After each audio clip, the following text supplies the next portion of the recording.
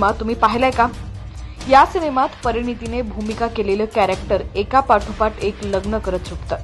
एका लग्नानंतर घरातले दागिने पैसे घेऊन पळ काढायचा आणि दुसऱ्या लग्नाच्या तयारीला लागायचा असा तिचा कार्यक्रम असतो. त्यामुळे खऱ्या आयुष्यातही कुणीतरी तसं करणारं सापडलं तर आश्चर्य वाटतं. पती पत्नीच्या नात्यात नाही तर बऱ्याच नात्यांमध्ये महत्वाच्या गोष्टी सध्याच्या काळात परस्परांना सोशल मीडियावरून कळतात. तसंच या घटनेतही झालंय. कर्नाटकमध्ये ही घटना घडली आहे. दावणगिरी जिल्ह्यातल्या स्नेहा उर्फ निर्मला या महिलेनं एक नाही, दोन नाही तर 4 लग्न केली. तिसरं लग्न केल्यानंतर या पतीला काही काळानंतर सोशल मीडियावरून आपल्या पत्नीच्या 4थ्या लग्नाची माहिती मिळाली आणि डोकं फिरलेल्या अवस्थेतच तो पोलिसांकडे गेला. त्यानं तिच्या विरोधात तक्रार केल्यानंतर हे प्रकरण स्पष्ट झालंय. प्रशांत बी असं या पतीचं नाव आहे. त्यानं असा दावा केलाय की आपल्या पत्नीनं लग्न केल्याचं सोशल मीडियावरून म्हणजेच तिच्या इंस्टाग्राम अकाउंटवरून समजलं.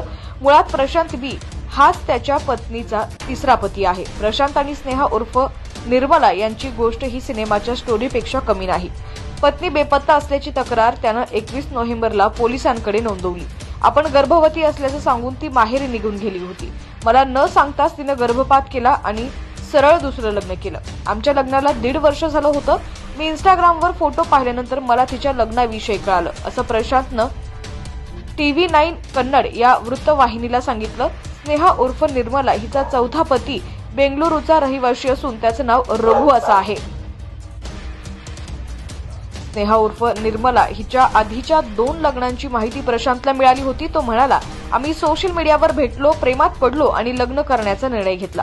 तिची पूर्वी 2 लग्न झाली होती हे मला तिने किंवा तिच्या कुटुंबातल्या कुणी सांगितलं नाही. अलीकडेच तिचा एक नातेवाईकांकडून आम्हाला याबद्दल माहिती मिळाली.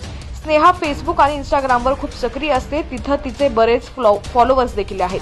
ती सतत नवनवीन रील्स करत असते. तिच्या फॉलोअर्समध्ये कितीतरी पुरुष आहेत. तिने आणखी कुणाला फसवू नये यासाठी आपण पोलिसात तक्रार केल्याचं प्रशांतकडून स्पष्ट करण्यात आलंय.